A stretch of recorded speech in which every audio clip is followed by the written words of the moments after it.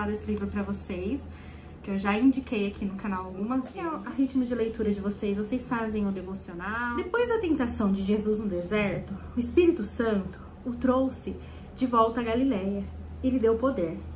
Jesus voltou para a Galileia no poder do Espírito e por toda aquela região se espalhou a sua fama. Jesus, ele curou, ele libertou vidas pelo Espírito Santo. Como que vocês acreditam em relação a isso? Vocês acreditam na Trindade? Vocês acreditam em Deus, Jesus, Espírito Santo? Qual que é a forma de crença de vocês? Como que vocês entendem sobre isso, né?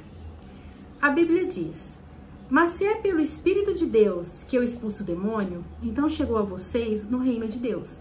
Fala em Mateus 12, 28. Tudo isso é nesse livro aqui que eu mostrei para vocês. Ele foi guiado e ungido pelo Espírito Santo.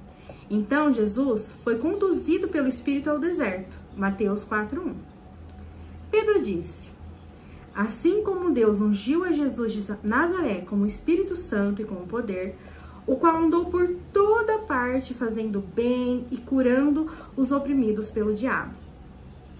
Porque Deus era com ele. Então fala assim que Deus, ele era com Jesus, que era com o Espírito Santo. Jesus foi para a cruz com o Espírito Santo e mediante a ele, como diz a carta aos Hebreus. Quanto mais, então o sangue de Cristo, que pelo Espírito eterno se ofereceu de forma imaculada a Deus. Paulo diz que Jesus morreu, mas ao terceiro dia ressuscitou, quando o Espírito Santo veio sobre ele. E se o Espírito daquele que dentre os mortos ressuscitou a Jesus habita em vós, aquele que dentre os mortos ressuscitou a Cristo. Romanos 8:11. Antes de sair dessa terra, ele disse aos seus discípulos: deixo-vos o Espírito Santo, eu lhes envio o Espírito de Deus. Pois João batizou com água, mas dentro de poucos dias vocês serão batizados com o Espírito Santo. Isso está em Atos 1:5.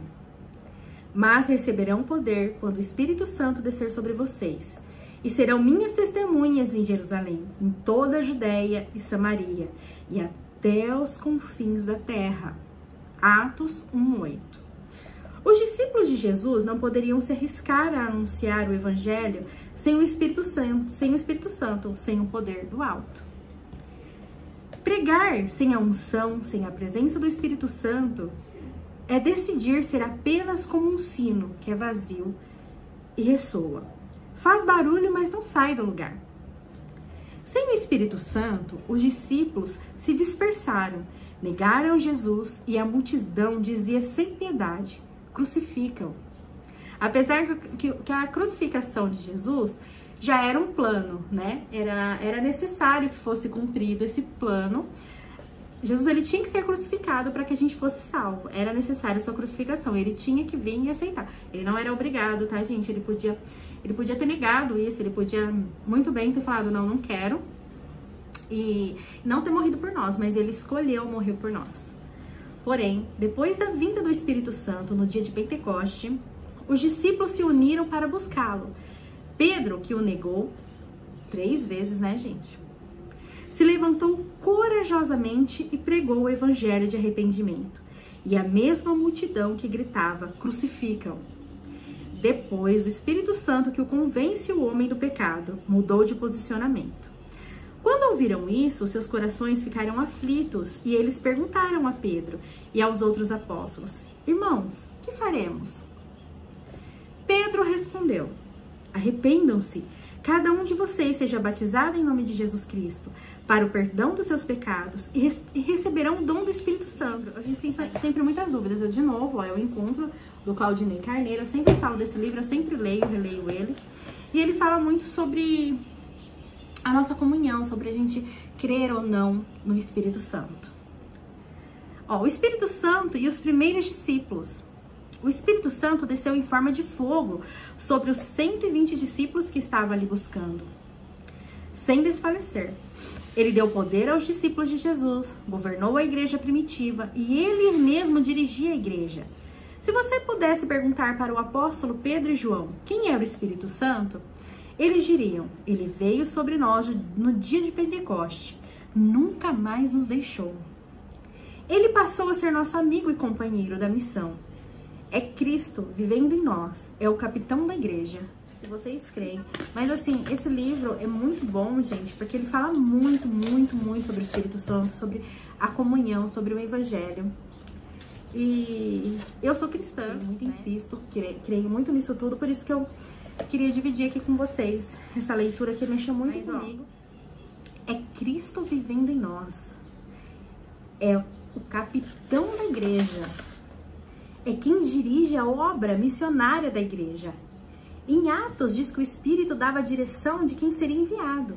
Enquanto adoravam o Senhor e jejuavam, disse o Espírito Santo. Separem-me, Barnabé e Saulo, para a obra que os tenho chamado. Enviados pelo Espírito Santo, desceram a Seleucia e dali navegaram para Chipre. Os santos orientam na evangelização. Filipe foi guiado por ele até a carruagem de um eunuco, a fim de pregar o evangelho e o batizá-lo. E o Espírito disse a Filipe, aproxima-se dessa carruagem e acompanhe. Tá em Atos 8:29. Tudo isso, gente, tá no livro do pastor Claudinei, tá? É que eu achei muito interessante, eu falei, eu preciso dividir isso com eles. Eles precisam sentir isso que eu tô sentindo.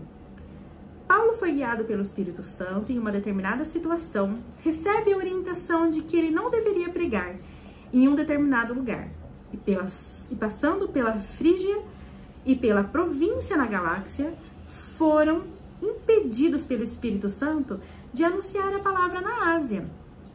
E quando chegaram a Mísia, intentavam ir para Bitínia, mas o Espírito não lhe permitiu. Atos 16, 6-7. Quer dizer, a Bíblia está sempre falando do Espírito Santo, sempre falando como ele atua desde a época de Jesus até os dias de hoje. Ele é o que está aqui com a gente hoje. Eu creio muito nisso, não sei vocês. Se fosse eu e você, como reagiríamos a essa direção? Veja que Paulo não estava querendo fazer algo inútil, mas desejava pregar a palavra na Ásia e em Bitínia. Era pregar a palavra. Não é o óbvio de que seria a vontade de Deus? Aprendi com isso que nem tudo o que parece ser óbvio é a vontade de Deus para nós ou a vontade do Supremo Pastor realmente. Muitos líderes erram porque não ousam ouvir a voz do amado Espírito Santo. Por que muitas vezes a gente fica na dúvida? Será que aqui é o lugar certo? Porque tem lugares, eu não sei se vocês sentem esse lugar que você entra, que você fala, nossa, que lugar gostoso, que leveza. E tem muitos lugares que é pesado. É muito pesado. Você entra, você sente esse clima pesado. Então isso é muito importante. A nossa comunhão, a nossa crença é muito importante para o ambiente que a gente vive.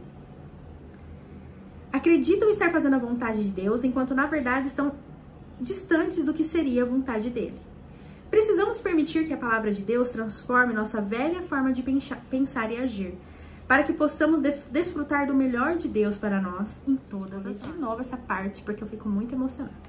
Não se moldem ao padrão deste mundo, mas transformem-se pela renovação da sua mente, para que sejam capazes de experimentar e comprovar a boa, agradável e perfeita vontade de Deus. Tudo isso está lá em Romanos 12, 2. E por que eu abri esse vídeo falando desse livro, que eu já falei várias vezes aqui no canal pra vocês, que é o Encontro, do Claudinei Carneiro. Sempre fale depois de acontecido. Se você falar antes, pode dar errado, pode miar. Porque muitas coisas, já aconteceu com vocês, de você estar fazendo alguma coisa, você começar a contar pra outra pessoa e parece que tudo desanda e dá errado? Aí eu fiquei pensando, a gente vive num país que a maioria das pessoas, elas são cristãs. A gente se denomina cristão. São milhões de religiões, tem várias religiões, independente da placa da sua igreja, onde você frequenta. Mas se você denomina-se, se você diz ser cristão, por que as pessoas têm tanto medo de falar as coisas pra gente? Por inveja? Porque a gente é humano e erra? Será que quando acontece alguma coisa na minha vida, eu não teria que expor para que as pessoas em oração me ajudassem? Mas se eu estou com medo de contar, é porque tem alguma coisa errada com a gente como cristão? Será que as pessoas que te rodeiam, que tá aí ao redor da sua vida, ao seu redor, elas têm medo de te contar as coisas para que as coisas não minhem? Ou elas te contam para que você ajude em oração? Como que é o seu comportamento? Como que as pessoas chegam até você? Isso para dizer para vocês assim, você já reparou ao seu redor? As pessoas Elas gostam de te contar as coisas ou elas têm medo de te contar as coisas? As pessoas preferem que as coisas acontecem para você saber depois ou elas te contam para você ajudar em oração? E quando as pessoas te contam uma coisa que é melhor para elas do que para vocês, você ora por ela para que dê certo? Ou você fica com inveja, com ciúmes, por ela tá tendo aquela benfeitoria na vida dela e realmente por todo mundo?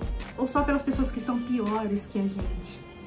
Será que a gente é aberto a ajudar todos e a amar todos? Ou é só aquelas pessoas que estão abaixo da gente?